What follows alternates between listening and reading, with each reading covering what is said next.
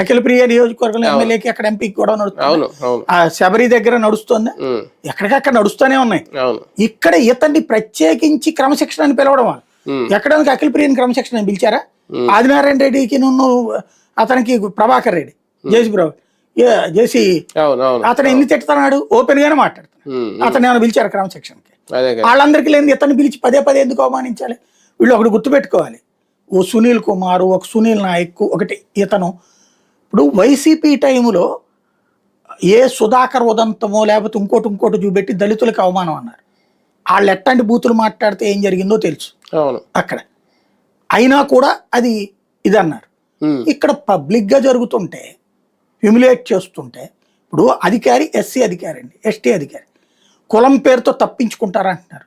మరి మీరు కూడా చేసేది అదే కదా, ఆయా సామాజిక వర్గాల వాళ్ళనే వాడుతున్నారు కదా. అంటే వాళ్ళేం వాళ్ళ వ్యక్తిగత స్వార్థానికి వాడారా? ప్రభుత్వానికి. ఇప్పుడు నీ మాటిని అవతల ఉన్న ప్రజాప్రతినిధులు ఏడిపించుకు తింటున్న వాళ్ళు అధికారులు ఎంతమంది ఉన్నారు? మరి వీళ్ళందరూ రేపు దొంగలు అవుతారా? అంటే మీరు అవసరాలకు వాడుకుంటారు వాళ్ళని, ఎస్సీ ఎస్టీ నాయకులు అధికారుల్ని.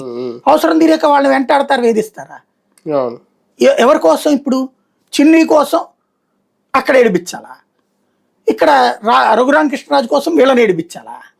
ఏంటిది? అధికారులు. కొన్ని వీళ్ళు ఏమైనా తప్పులు చేసిన వాళ్ళు, తప్పుడు వాళ్ళు అయితే అనుకోవచ్చు.